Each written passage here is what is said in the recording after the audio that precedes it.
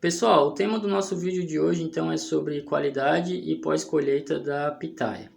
Então a gente observa nessa figura a seguir, ela relaciona o tempo de maturação da pitaia da polpa vermelha em relação aos dias, né? Então na primeira coluna tem 10 dias e na última 50. Então o que a gente observa?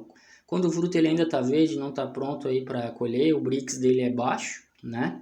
E à medida que a pitaia vai madurando, o Brix, que é o teor de sólidos solúveis totais, o açúcar do fruto, ele vai aumentando. A firmeza também, fruto verde, um fruto firme, bem resistente, depois vai diminuindo com a maturação do fruto, né, que é uma coisa óbvia, né? Nessa tabela aqui da Universidade de Califórnia, eles mostram diversas variedades aí de pitaia e a maioria colhida acima de 40 dias, né? Então, já dá um indicativo aí do ponto ideal da colheita da pitaia, principalmente em relação ao Brix, né? E também ao sabor, né? O sabor, a textura, a crocância, porque ela é uma fruta não climatérica, ela não madura depois de colhida, né? Mas a gente entende que a indústria, às vezes, ela precisa despachar esse produto, então a colheita geralmente a gente faz um pouco antecipada, né? E esse trabalho de lavras ele concluiu na pitaia da polpa branca, na branca comum, que o período entre 34 e 38 dias após a floração é o mais indicado para a realização da colheita. Ele concilia a qualidade organoléptica, né, e a aparência visual da fruta. E depois dos 40 dias já ocorre uma perda da qualidade externa pelo murchamento, mas não afeta a parte comestível dos frutos, né? A gente entende que se a gente colher muito tarde também pode dar um rachamento das frutas, principalmente aí na variedade a roxa do Pará. Isso tem muito a ver com a qualidade genética do material também. E falando um pouquinho do Brix, quando a gente trabalha pitaia para mesa, principalmente, a gente tem que pensar num Brix de 15, né? Que é o grau aí desse aparelho, é o refratômetro, ele mede o grau Brix, então pelo menos uma medida de 15. Às vezes é bom a gente ter na nossa propriedade esse equipamento, né? Para ter uma ideia aí do nosso Brix.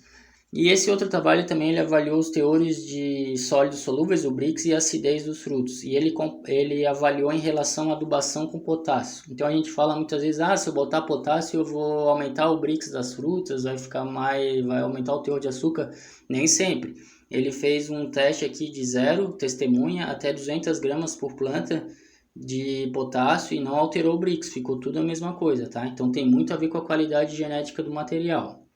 Outra questão é que esse trabalho, por exemplo, a qualidade de pitaia é submetida à adubação orgânica e armazenada sob refrigeração. Então, mais uma vez, a adubação orgânica, principalmente com esterco bovino e esterco de galinha, ela foi mais eficaz, ela resultou em menores perdas de qualidade pós-colheita durante o armazenamento a 13 graus por 21 dias. Outro trabalho também avaliou diferentes temperaturas e diz que a vida útil das pitaias pode ser prolongada por até 25 dias. O armazenamento então de 8 a 13 graus é o ideal.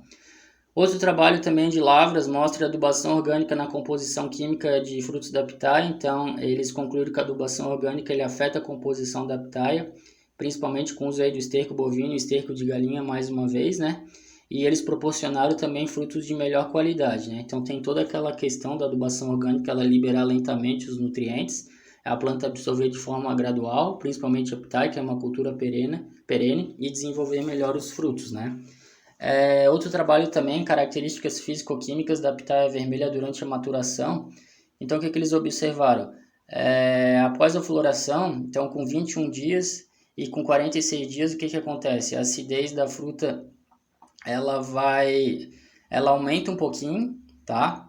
E aumenta e diminui um pouco, e os sólidos solúveis, que é o Brix, dá o teor de açúcar, ele aumenta significativamente, né? Então, é interessante a gente observar isso. E esse outro trabalho foi desenvolvido pela Unisul, esse trabalho não foi publicado no meio científico, mas ele mostra que a cama de aviário e esterco de bovino, as frutas apresentaram maior Brix do que o adubo NPK. Creio eu que eles tivessem usado só as plantas com NPK e sem nenhum outro adubo orgânico, né? Que não é a realidade aí do nosso agricultor, principalmente o convencional. O convencional sempre está usando os adubos formulados com esterco, né? Mas mostra mais uma vez a importância da adubação orgânica.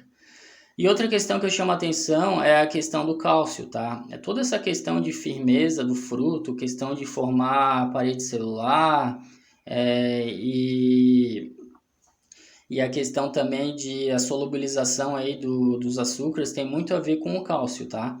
Então, quando a gente fala em silício, quando a gente fala em outro tipo de adubação, a gente tem que tomar cuidado, tá? Claro que a planta precisa de uma nutrição completa, mas é o cálcio que está muito ligado à qualidade pós-colheita das pitaias.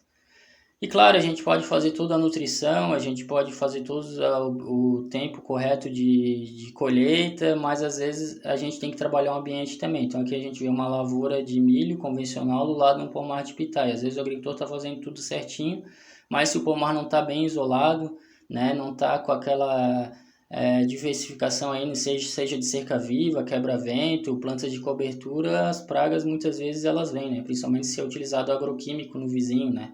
Então aí, ó, um fruto aí, ele pode ter recebido toda a nutrição, toda a adubação, todo o carinho, né, como o agricultor sempre faz, né? E aí teve ataque de vaquinha, né? E depreciou o fruto. A gente sabe que por dentro ele está muito bom, não afeta a polpa dele, essas pragas, principalmente a vaquinha, que é uma praga mastigadora, né? Mas a qualidade do fruto já deprecia totalmente para o mercado, né? E por fim, a gente tem a Embrapa aí fazendo o melhoramento genético da pitaia, então a gente espera aí que o sabor da pitaia ele seja cada vez mais melhorado, né? Ela também tem trabalhado muito a questão das variedades autoférteis, né? Que se autopolinizam e não precisam de polinização cruzada, apesar de aumentar o tamanho dos frutos, né? Mas a Embrapa, e a gente espera que a Embrapa e as outras instituições, assim como a Ipagre, elas trabalhem bastante essa questão do melhoramento genético da pitaia, principalmente adaptada às nossas condições locais, né? Muito obrigado.